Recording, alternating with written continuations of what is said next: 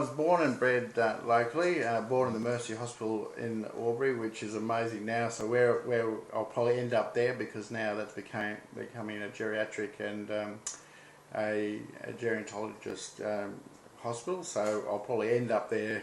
But my grandparents came here in 1922, so they came from the Western District, and they came up here and settled.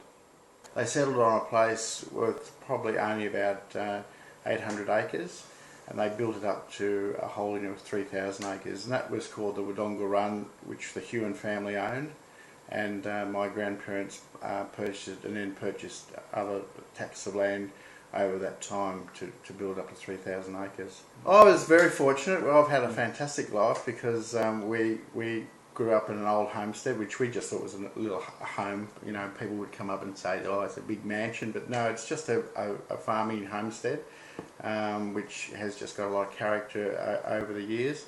Has a big old Moreton Bay fig, which was planted when the railway came to Wodonga in 1873, I think it was, and to celebrate the governor opening the Wodonga railway station in those times, they planted a Moreton Bay fig.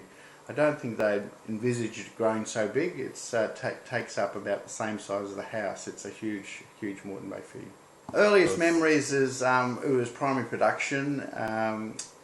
Earliest memories on the property was probably picking up sticks and clearing paddocks and making things clear for to grow as much grass as possible, and just keeping the place neat. But they were some of the happiest times, probably walking up Huon Hill and mustering sheep.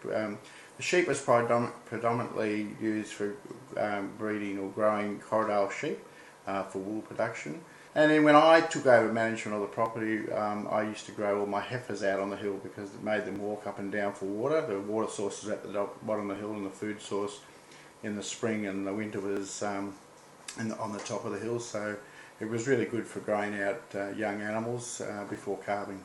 It was amazing, these deep holes, you know, cut into the granite, and you throw a stone down, and it take for some time before you hear it go plop. It was probably about a population, I'd have to be corrected, of about 5,000. It might have been a bit more than that, but it's grown rapidly ever since the Albury Wodonga Development Corporation came to town. We, the Watson family, entrusted to council or to Parklands a large tract of Huon Hill, so it can't be developed on. We've actually signed a 173 agreement so that there'll be no building above the 220 contour line, which leaves intact, like all the other hillsides around Albury Wodonga, this lovely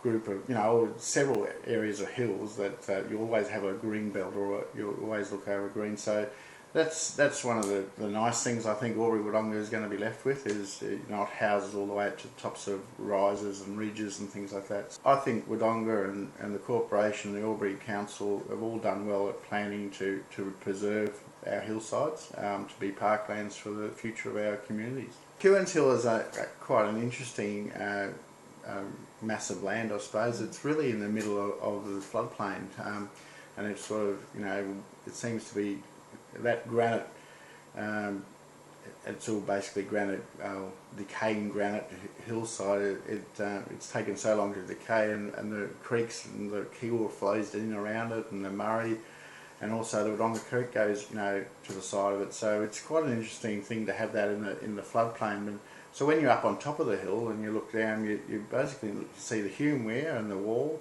right 360 degrees.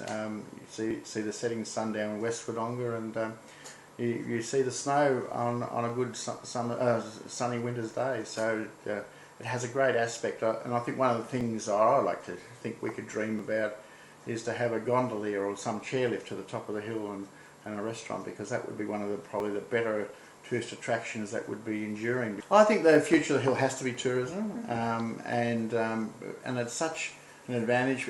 It takes you away from another world, I think, you know, and you see another world with the Kiwa Valley. Right.